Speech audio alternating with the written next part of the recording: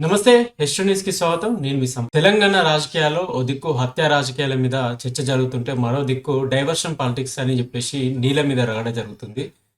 ఈ హత్య రాజకీయాల మీద, ఈ నీళ్ల మీద ప్రధాన వార్తాపత్రికలు ఎలాంటి అంశాలను కవర్ చేశాయి, ఎలాంటి విషయాలను ప్రచురించాయో తెలుసుకునే ప్రయత్నం చేద్దాం. ముందుగా హంస దినపత్రిక విషయానికి వస్తే, ఎన్నిసార్లు చెప్పినా మారరా, హైకోర్టు తీవ్ర ఆగ్రహం, స్థలాల హక్కులను తెరిచే అధికారం మీకెక్కడిది, రాత్రికి రాత్రే నగరాన్ని మార్చేయలేరు, సెలవు రోజుల్లో కూల్చివేతలతో భయాందోళనలు, హైడ్రా ఇన్స్పెక్టర్ నిలదీత, నిర్మాణాల కూల్చివేతల వ్యవహారంలో హైడ్రా అనుసరిస్తున్న తీరుపై హైకోర్టు గురువారం తీవ్ర ఆగ్రహం వ్యక్తం చేసింది. జీవో 99కి విరుద్ధంగా వెళ్తే ఆ జీవోను రద్దు చేసి హైడ్రాను మూసివేయాలని ఉత్తర్వులు జారీ చేయాల్సి ఉంటుందని హెచ్చరించింది హైకోర్టు. సో హైడ్రా చేపట్టిన కార్యక్రమాల మీద నిన్న తీవ్ర స్థాయిలో హైకోర్టు ఆగ్రహం వ్యక్తం చేసింది అని అనుకోవచ్చు.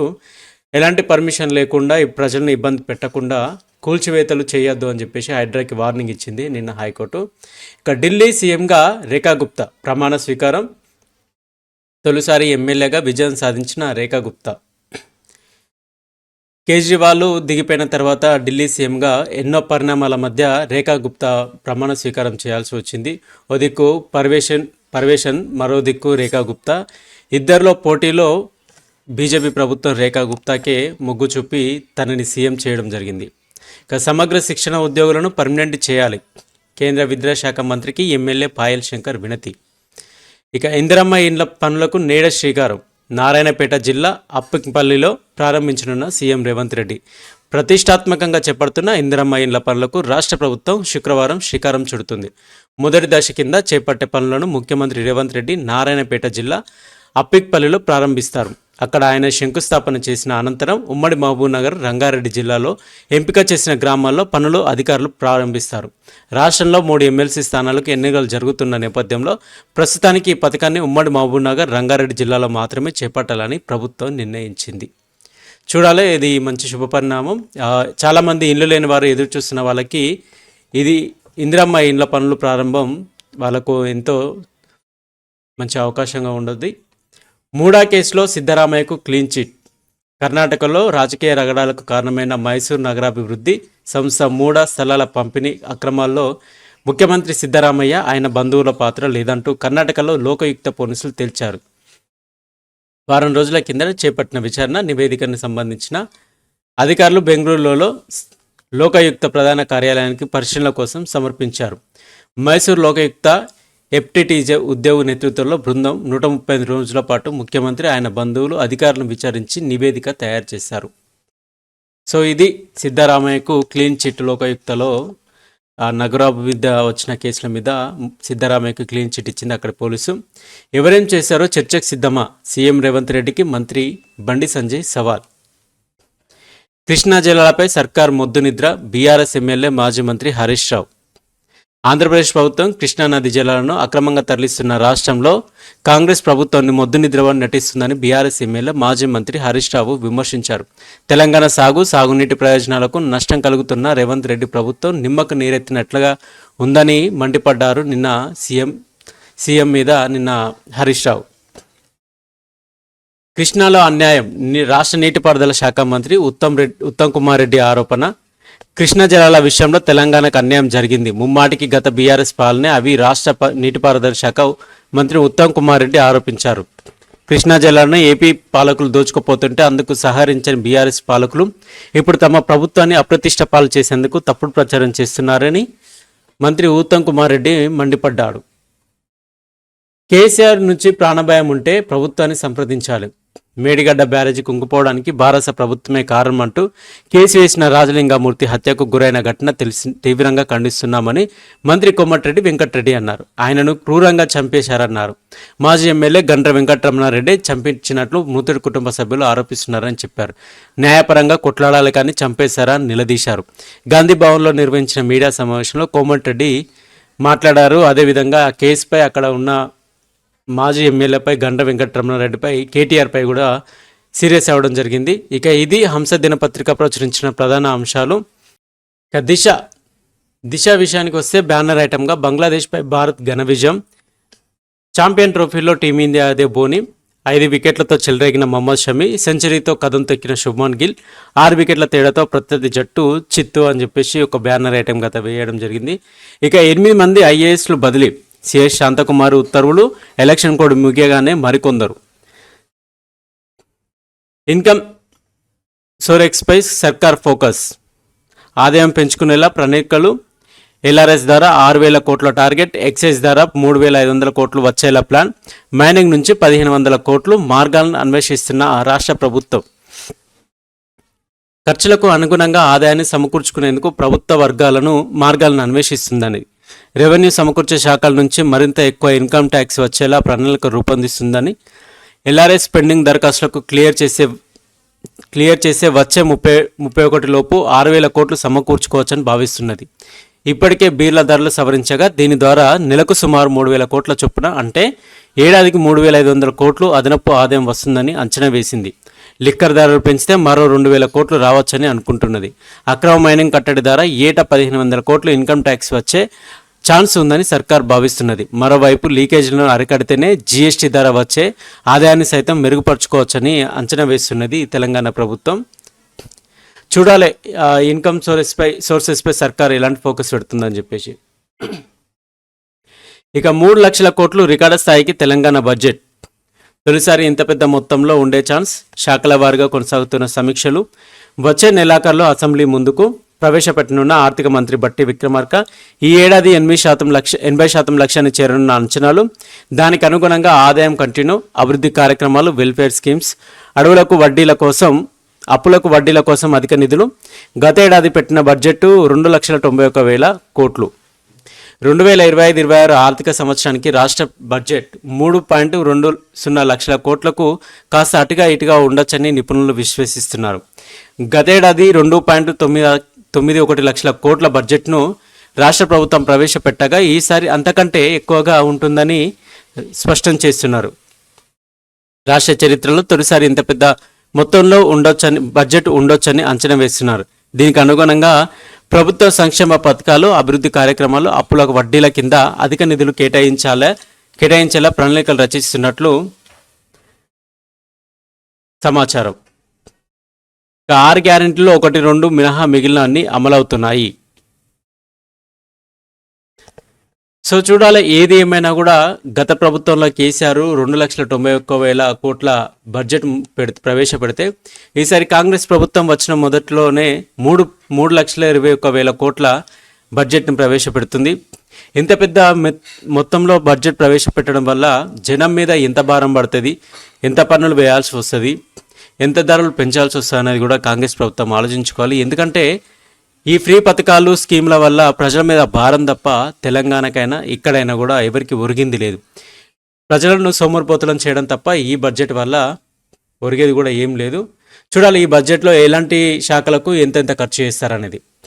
వివాదాలకు కేర్ ఆఫ్ బీఆర్ఎస్, రాష్ట్రంలో ఏ ఘటన జరిగినా గులాబీ పార్టీకి లింకు, కాళేశ్వరం ఫోన్ ట్యాపింగ్, ఈ formula car race, farm house పార్టీలు, భూపాపల్లి మర్డర్, నిత్యం వివాదాల్లో చిక్కుకుంటున్న నేతలు, ఇప్పటికే చుట్టుముట్టిన పలు కేసులు, విచారణలు ఎదుర్కొంటున్న కీలక లీడర్లు, ఇటీవల వివాదాస్పదమైన ఫామ్ హౌస్ పార్టీ, తాజాగా లింగమూర్తి కేసు, హత్య కేసులోనూ పలువురు పేర్లు. 10 ఏళ్ల పాటు రాష్ట్రాన్ని పాలించిన బీఆర్ఎస్ పార్టీ ఇప్పుడు వివాదాలకు కేర్ ఆఫ్ అడ్రస్గా మారింది.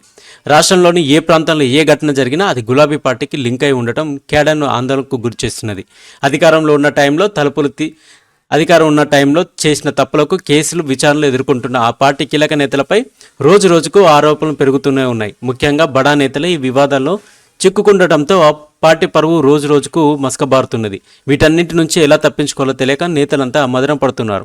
కాళేశ్వరం ప్రాజెక్టు మొదలు భూపాపల్లి జిల్లాలో జరిగిన హత్యోదంతం వరకు బీఆర్ఎస్ పార్టీపై ఆరోపణలు వచ్చాయి. చూడాలి, ఏదైనా కూడా గత 10 ఏళ్ళలో బీఆర్ఎస్ చేసిన పాపాలు, బీఆర్ఎస్ చేసిన తప్పిదాలు, మోసాల వల్లనే ఈరోజు హత్య రాజకీయాలకు కుట్రలేపింది. ఎందుకంటే వాళ్ళు చేసిన మోసాలు ఎక్కడ బయటపడతాయని చెప్పేసి, వారు చేసిన దోపిడీలు ఎక్కడ బయటపడతాయని చెప్పేసి ఇలా హత్య రాజకీయాలకు తెరతి లేపిందని చెప్పేసి కాంగ్రెస్ ప్రభుత్వం ఆరోపిస్తున్నది. సో చూడాలి, ఏది ఏమైనా కూడా మొన్న జరిగిన భూపాపల్లిలో రాజలింగమూర్తి హత్య కేసు అది రాజకీయ కోణంలో వెళ్తుందా లేకపోతే కుట్ర కోణానికి దారితీస్తుందా అనేది చూడాలి. ఇక విద్యా వ్యవస్థపై కేంద్రం పెత్తనమా, రాష్ట్రాల అవసరాల మేరకు విధానాల రూపకల్పన, తెలంగాణలో విద్యకు అత్యంత ప్రాధాన్యత, తిరువనంతపురం జాతీయ ఉన్నత విద్యా సమ్మేళనంలో డిప్యూటీ సీఎం భట్టి. రాజలింగమూర్తి హత్య కేసు సిబిసిఐడికి అప్పగించే యోచనలో రాష్ట్ర ప్రభుత్వం ఇప్పటికే ఆరా తీసిన సీఎం. నిఘా వర్గాల నుంచి సమాచారం సేకరణ, పోలీసుల అదుపులో పలువురు నిందితులు, భూ వివాదంతోనే నా భర్త మర్డర్, పోలీసులకు ముత్తుడి భార్య నాగవెల్లి సరళ ఫిర్యాదు. ఇక కేసీఆర్కు శిక్ష పడొద్దని హత్య, కేటీఆర్ ఆదేశాలతోనే గండ్ర యాక్షన్ ప్లాన్, మంత్రి కోమటిరెడ్డి. సిబిఐతో విచారణకు ఓకే, మాజీ ఎమ్మెల్యే గండ్ర వెంకటరమణారెడ్డి. ఈ విషయంలో సిబిసిఐడిని రంగంలోకి దించితేనే అక్కడ ఏం జరిగింది, భూ తగాదాల లేకపోతే భూ తగాదాలను అడ్డం పెట్టుకుని కాళేశ్వరం మీద వేసిన కేసు మీద కుట్ర అనేది నిజ నిజాలని బయటికి రావడం జరుగుతుంది. ఎందుకంటే ప్రతి ఒక్కరికి తెలుసు, ఓపెన్ సీక్రెటే, కాళేశ్వరం మేడిగడ్డ కూలిపోయిన దాని మీద రాజలింగమూర్తి అనే వ్యక్తి కేసు వేయడం జరిగింది. అది హరీష్ రావును తర్వాత కేసీఆర్ను అటాచ్ చేస్తూ కేసు వేయడం జరిగింది. ఈ విషయంలోనే అంటే ఇవాళ హైకోర్టులో ఏదైతే న్యాయ తీర్పు ఉందో ఆ తీర్పు విషయంలో ముందుకు రావద్దనే ఒక ఆలోచన విధానంతోనే రాజకీయ హత్య చేసినట్టు అక్కడ భూపాపల్లిలో ఉన్న ప్రతి ఒక్క ప్రజలకి తెలుసు, ప్రతి ఒక్కరికి తెలుసు. రాజలింగమూర్తి ఒక కాంగ్రెస్ అభ్యర్థిగా ఉండడం, ఈ ఇంతకుముందు బీఆర్ఎస్లో ఉన్న గండ్ర వెంకటరమణారెడ్డి ఆల్రెడీ బెదిరించడం కూడా జరిగింది. ఇలాంటి విషయాలు, అనేక విషయాలు ఇప్పుడు సిబిఐ కనుక ఎంక్వైరీ చేస్తే ఇవన్నీ బయటకు వస్తాయి. ఒక్కసారి రాష్ట్ర ప్రభుత్వం కూడా దీని మీద ఫోకస్ పెడితే నిజాలు బయటికి రావడం కూడా జరుగుతుంది. ఇప్పటికైనా కళ్ళు తెరవండి, కేఆర్ఎంబి ముట్టడిద్దాం పదండి, ఏపీ నీటి దోపిడిని అడ్డుకుందాం, రోజుకు 10,000 క్యూసెక్ల నీటి తరలింపు, వాటాకు మించి కృష్ణా జలాల వినియోగం, పరోక్షంగా సహకరిస్తున్న ముఖ్యమంత్రి, మాజీ ఎమ్మెల్యే హరీష్ రావు. ఇక్కడ కాంగ్రెస్ కూడా దీన్ని డిఫెండ్ చేసే పనిలో పడింది. ఎందుకంటే చేపల పులుసు తిని ఆంధ్ర రాష్ట్రానికి నీళ్లు మరలించారని చెప్పేసి ఒక ఆరోపణ ఉంది కేసీఆర్ మీద. గత 10 ఏళ్ళలో మీరు చేయాలని పనులు ఇప్పుడు కాంగ్రెస్ చేస్తుంటే కళ్ళు చెదిరించుకోలేకపోతున్నాయి అంటూ కాంగ్రెస్ ప్రభుత్వం కూడా మండిపడుతుంది. అప్పుడు సహకరించి ఇప్పుడు విమర్శల బీఆర్ఎస్ హయాంలోనూ మొదలైన 10,000 క్యూసెక్ల నీటి తరలింపు, అప్పటి సీఎం జగన్తో అలైబలై పక్క రాష్ట్రానికి అధికారం ఇచ్చిన కేసీఆర్, హరీష్ కృష్ణా జిల్లాలో 299 టీఎంసీలు సరిపోతాయని రాసిచ్చారు. కేఆర్ఎంబి చైర్మన్తో మాట్లాడడం, వాటా తెల్చారని కోరడం రాష్ట్ర నీటిపారుదల శాఖ ఉత్తమ్ కుమార్ రెడ్డి. వాస్తవానికి ఏంటంటే అప్పట్లో జగన్కును కేసీఆర్కున్న సంబంధంతోనే మన రాష్ట్రం నుండి కృష్ణా బేసిన్ నుండి ఏపీ రాష్ట్రానికి నీళ్లు తరలించేలా వాళ్ళు రాసుకున్నట్టు, ఏదైతే ఈ 299 టీఎంసీలు సరిపోతాయని అగ్రిమెంట్ రాసుకున్నారో అది తెలంగాణ ప్రజల ప్రతి ఒక్కరికి తెలిసిన విషయమే. ఏది ఏమైనా కూడా కృష్ణా జలాల మీద బీఆర్ఎస్ చేసిన దోపిడీ, బీఆర్ఎస్ చేసిన మోసము బయట పెడితేనే తెలంగాణ ప్రజలకు అర్థమవుతుంది. తెలంగాణకు 1.8 లక్షల కోట్లు పన్నులు పథకాల రూపంలో కేటాయించాం, కేంద్ర బడ్జెట్లో రాష్ట్రానికి అన్యాయం చేశారనేది అసత్య ప్రచారం. దీనిపై బహిరంగ చర్చకు సిద్ధం. 6 గ్యారంటీస్ డైవర్ట్ చేసేందుకే కేంద్రంపై కాంగ్రెస్ దుష్ప్రచారం. కృష్ణా జలాల వాటాలో తెలంగాణకు అన్యాయం చేసింది బీఆర్ఎస్ కాంగ్రెస్ పార్టీలే. కేంద్ర మంత్రి బండి సంజయ్కి ఒకటే విన్నపం, ఒకవేళ 1.8 లక్షల కోట్లు కేంద్రం నుండి తెలంగాణ ప్రభుత్వానికి వస్తే ఆ లెక్కలు కూడా బయట పెట్టాలి. కేటీఆర్ నిర్మలా సీతారామన్కి రాసిన లేఖలో నిర్మలా సీతారామన్ కూడా తెలంగాణకి ఇన్ని ఇచ్చామంటున్నారు, కానీ ఎక్కడ అఫీషియల్గా లెక్కలు బయట పెట్టలేదు. దేనికి ఎంతెంత లెక్కలు, ఎన్నెన్ని కోట్లు ఇచ్చారు లెక్కలు అనేది బయట పెడితే కేంద్రంలో ఉన్న మీకు, అదేవిధంగా నిర్మలా సీతారామన్కి గౌరవంగా మర్యాద దక్కుతుంది. బండి సంజయ్కి బిగ్ రిలీఫ్, దండుపాలెం బ్యాచ్ అంటూ గులాబీ నేతలపై వ్యాఖ్యలు, మునుగోడు బై ఎలక్షన్ సందర్భంగా కేసు, కొట్టివేసిన నాంపల్లి ప్రజాప్రతినిధుల కోర్టు. ఇక సాదా బైనామా గైడ్లైన్స్పై సస్పెన్స్, మార్గదర్శకాల రూపకల్పనపై తర్జనభర్జన, ఇప్పుడిప్పుడే వద్దంటున్న కొందరు ఆఫీసర్లు, రెవెన్యూపై ఒత్తిడి పెరుగుతుందంటూ సాకులు, సంవత్సరాలుగా పెండింగ్లో 9 లక్షల అప్లికేషన్స్, భూభారతి అమలు కోసం ఎదురుచూపులు, త్వరగా మార్గదర్శకాలు రిలీజ్ చేయాలని వినతులు, తిరస్కరిస్తే గ్రామాల్లో పెరగనున్న వివాదాలు, ఇప్పటికే విలేజెస్లో తిరగబడుతున్న వాసులు. సాదా బైనామాకు సొల్యూషన్ చూపిస్తామని ఎన్నికల్లో కాంగ్రెస్ హామీ ఇచ్చింది. భూభారతి అమల్లోకి రాగానే వీటికి పరిష్కారం లభిస్తుందని చెప్పింది. అయితే కొత్త ఆర్ఓఆర్ చట్టంలో సాదా బైనామాను చేర్చొద్దంటూ కొందరు ఐఏఎస్ ఆఫీసర్లు, రిటైర్డ్ రెవెన్యూ అధికారులు చేపట్టారు. 3 నెలల పాటు చట్టమే రాకుండా అడ్డుకున్నారు. అయితే సీఎం రేవంత్ రెడ్డి, మంత్రి పొంగులేటి శ్రీనివాసరెడ్డి జోక్యంతో సాదా బైనామాల పరిష్కారానికి అవకాశం ఏర్పడింది. ఇప్పుడు భూభారతి మార్గదర్శకాలు రూపొందిస్తున్నారు. ఈ క్రమంలోనే అంటే భూభారతిలో సాదా బైనామా కనుక తెరపైకి తీసుకొస్తే ఐఏఎస్లో చేసిన మోసాలు, వారు చేసిన రెవెన్యూ శాఖలో చేసిన మోసాలు, కబ్జాలు ఇవన్నీ బయటికి వస్తాయని చెప్పేసి, తర్వాత అదేవిధంగా భూదోపిడీ ఎలా జరిగిందో బయటకు వస్తాయని చెప్పేసి సాదా బైనామాని తెర మీదకి రాకుండా ఈ ఐఏఎస్ అధికారులు అడ్డుకుంటున్నారని చెప్పేసి ఒక వార్త అయితే చెక్కలు కొడుతుంది. ఇక ఢిల్లీ సీఎంగా రేఖా గుప్తా ప్రమాణం, మంత్రులుగా 6 ఎమ్మెల్యేలు సైతం రామ్లీలా మైదానంలో వేడుకలు. అటెండ్ అయిన పీఎం మోడీ, కేంద్ర మంత్రులు, ఎన్డీఏ సీఎంలు, మంత్రుల శాఖల కేటాయింపు. సీఎం వద్ద ఫైనాన్స్, డిప్యూటీ సీఎంకు ఇరిగేషన్ శాఖ. తొలి కేబినెట్ భేటీ. ఢిల్లీలో ఆయుష్మాన్ భారత్ అమలు. కాగ్ రిపోర్ట్లకు గ్రీన్ సిగ్నల్. కోర్టు ఆదేశాలంటే లెక్కలేదా? మీ ఇష్టానుసారం ప్రవర్తిస్తామంటే కుదరదు. న్యాయస్థానం ఆర్డర్ ఏంటో తెలిసేలా చేస్తాం.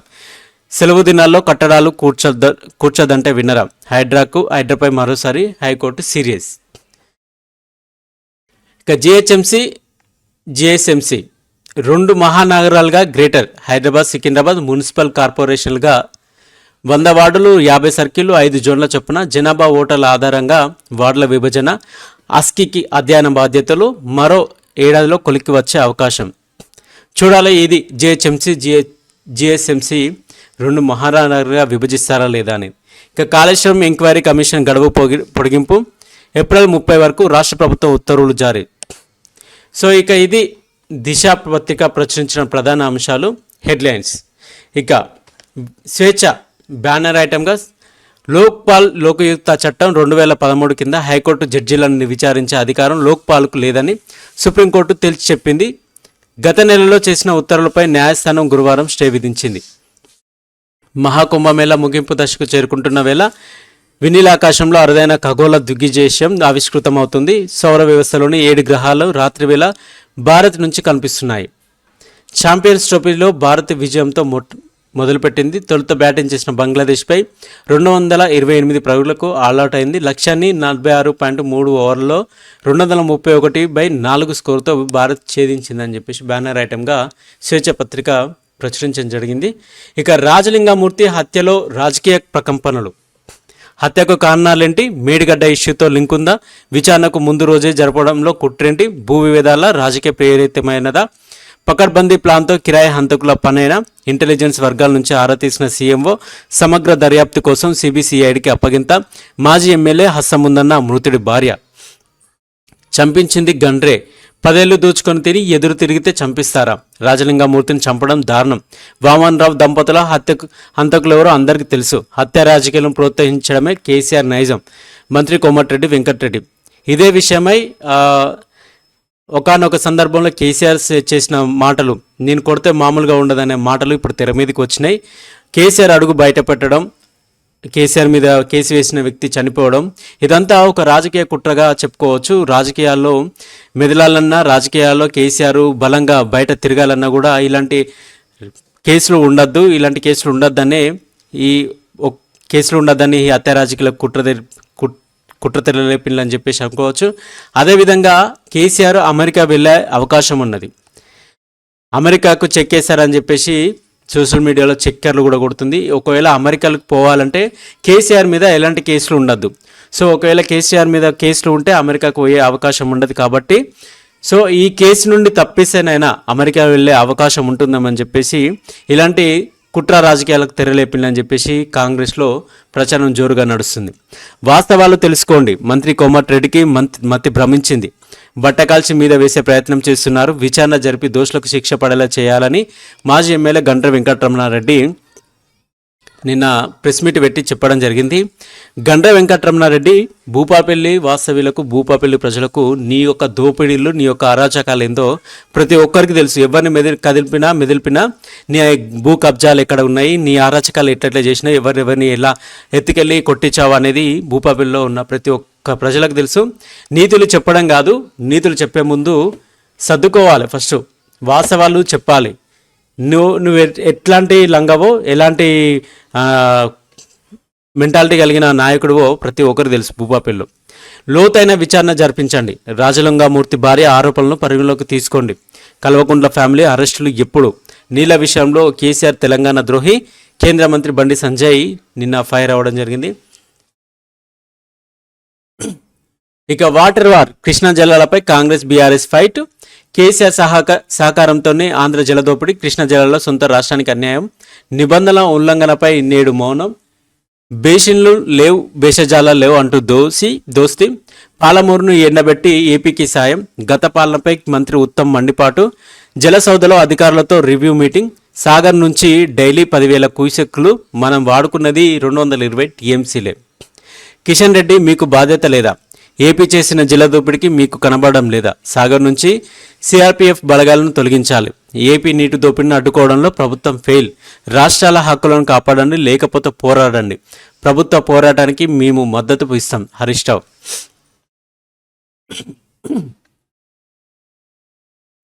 కారుకు ట్రబుల్, హరీష్ను పక్కన పెట్టే కేటీఆర్ కవిత భేటీ, పలు రాజకీయ అంశాలపై చర్చ. ఇప్పటికే దూకుడుగా వ్యవహరిస్తున్న అన్నా చెల్లి హరీష్ను పక్కన పెట్టడంలో పార్టీలో చర్చ. రంగంలోకి కేటీఆర్ కవితకు వార్నింగ్. భేదాభిప్రాయాలు మానుకోవాలంటూ సూచన.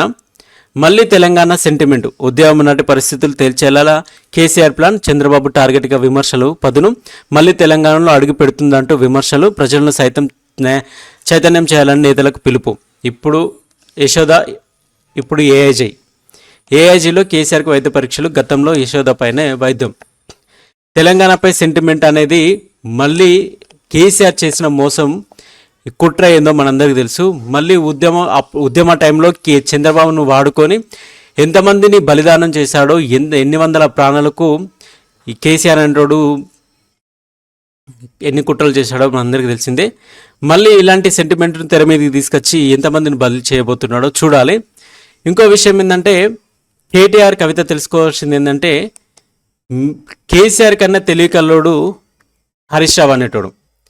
హరీష్ రావు ఆయన వేసే ప్లాన్లైనా, తను చేసే వ్యవహారమైనా కూడా ఆయన కింద మీరు ఎంత కాదు. సో అందుకే హరీష్ రావును ముందు పెట్టి కేసీఆర్ పోవడం అనేది, మిమ్మల్ని పక్కన పెట్టడం అనేది జరుగుతుంది. హరీష్ రావుని కనుక పక్కన పెడితే మీకే ఇష్యూ, మీ మధ్యలోనే ఇష్యూ జరుగుతుంది. నేడు ఇందిరమ్మ ఇండ్లకు శంకుస్థాపన. నారాయణపేట జిల్లాలో ప్రారంభించనున్న సీఎం. తొలి విడతల్లో 72,045 ఇండ్ల నిర్మాణ లక్ష్యం. బేస్మెంట్ పూర్తి కాగానే ₹1,00,000 రిలీజ్. మొత్తం ఇంటి నిర్మాణానికి 5 లక్షల సబ్సిడీ.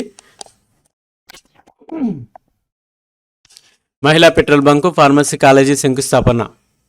ఇక గుత్తాధిపత్యం కోసమే యూజీసీ నిబంధనల మార్పు.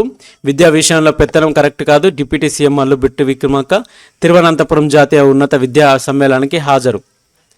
ఇక 23న రాష్ట్రానికి మీనాక్షి నటరాజన్ పిసిసి విస్తృత స్థాయి సమావేశానికి హాజరు. పార్టీ ప్లానింగ్, పదవులపై చర్చ. పార్టీ సంస్థాగత అంశాలపై నిర్ణయాలు. ఇక రెండో దశ కులగణనపై నో ఇంట్రెస్ట్. మందకొడిగా సర్వే. మరో అవకాశం ఇచ్చిన ఆసక్తి చూపని జనం. ఇంకో నోరు విప్పని కేసీఆర్ కుటుంబ సభ్యులు. ఈ కులగణనలో ఎవరైతే పాల్గొనలేదో వాళ్ళని అనర్హులుగా ప్రకటిస్తే వాళ్ళకే బుద్ధి వస్తుంది. ఇక ఇది స్వేచ్ఛ దినపత్రిక ప్రచురించిన ప్రధాన అంశాలు. వెలుగు విషయానికి బ్యానర్ ఐటమ్గా 2 రాష్ట్రాల నడుమ కృష్ణా నీళ్ళ మంట. ఢిల్లీ కేంద్రంగా మరోసారి పావులు కలుపుతున్న చంద్రబాబు. గోదావరి బనకచెర్ల లింకుకు అనుమతి ఇవ్వాలని కేంద్రంపై ఒత్తిడి. బీసీ లింకులో సాగర్ కుడికాలువ ద్వారా కృష్ణా నీళ్లకు ఎసురు. కేంద్ర జలశక్తి శాఖ మంత్రి ఉత్తమ్ కలిసిన 24 గంటల్లోపే అదే మంత్రితో ఏపీ సీఎం, డిప్యూటీ సీఎం భేటీ. బనకచెర్ల ప్రాజెక్టుకు అనుమతులు, నిధులపై మంతనాలు. 2016లోనే పోలవరం సోమశల లింకుకు బాబు కుట్ర. ఇప్పుడు రీడిజైన్ చేసి జీబీ లింకు, జిఎస్ లింకుకు పన్నాగం. అప్పుడు 350 టీఎంసీలు అయితే ఇప్పుడు 400 టీఎంసీలకు స్కెచ్. కేసీఆర్ నిర్వాకంతో కృష్ణా జిల్లాలో తెలంగాణ వాటాకు గండి. బీఆర్ఎస్ హయాంలోనే ముచ్చుమర్రి, పోతిరెడ్డిపాడు సామర్థ్యాల పెంపు. నాడు ఏపీకి సహకరించి నేడు రాద్ధాంతం చేస్తున్న ప్రధాన ప్రతిపక్షం. ఇక గోదావరిలోని మిగులు జలాలనే బనకచెర్ల ప్రాజెక్టు తరలిస్తామని చంద్రబాబు చెప్తున్నారు. కానీ అనుమతులు ఆ మిగులు జలాలను కూడా వాటాలు తెల్చకుండా వాడుకోవడానికి లేదు. రాష్ట్ర విభజన తర్వాత గోదావరిపై 1486 టీఎంసీలు గుంపగుత్తగా కేటాయించగా అందులో తెలంగాణకు 968, ఏపీకి 518 టీఎంసీలను కేటాయించారు. అసలు మిగులు జలాలు ఎన్ని ఉన్నాయన్న దానిపై పక్కా లెక్కలు తెలియలేదు. మిగులు జలాల లెక్కలు తెలియకుండా రెండు రాష్ట్రాల వాటాను తేల్చలేని పరిస్థితి. అలాంటప్పుడు మిగులు జలాల ఆధారంగా ప్రాజెక్టు ఎలా చేపడతారన్న ప్రశ్నలు ఉత్పన్నమవుతున్నాయి. ఇటు కృష్ణాలోనూ వాటాలు తేల్చకుండా ప్రాజెక్టు చేపట్టడం ఏంటని సందేహాలు వ్యక్తమవుతున్నాయి. ట్రిబ్యునల్లో రాష్ట్రాల వాటాను తేల్చే సెక్షన్ 3పై వాదనలు వినాలని మనం వాదిస్తుంటే కాదు, ముందు ప్రాజెక్టుల వారి కేటాయింపులపైనే తేల్చాలని ఏపీ పట్టుబడుతుంది. దానికి కారణం ఇలాంటి బీజీ లింక్ ప్రాజెక్టులేనన్న అనుమానాలు వెల్లువెత్తుతున్నాయి. ప్రాజెక్టుల వాటాను తెలిస్తే లింకులు చేపట్టి ప్రాజెక్టుల వారీగా కృష్ణా నీటిని తరలించుకోవాలన్న కుట్రలో భాగంగానే ఆ వాదనను తెరపైకి ఏపీ తీసుకొచ్చిందని సందేహాలు వస్తున్నాయి.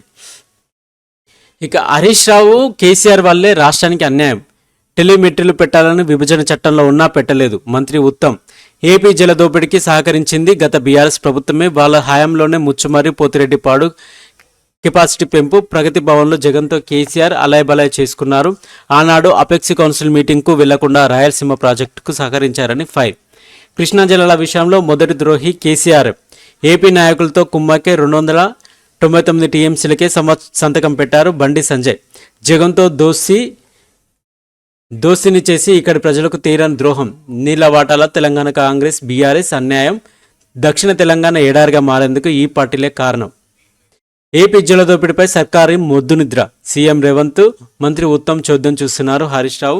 చంద్రబాబును కేంద్రానికి అడిగే దమ్ము రేవంత్కు లేదు.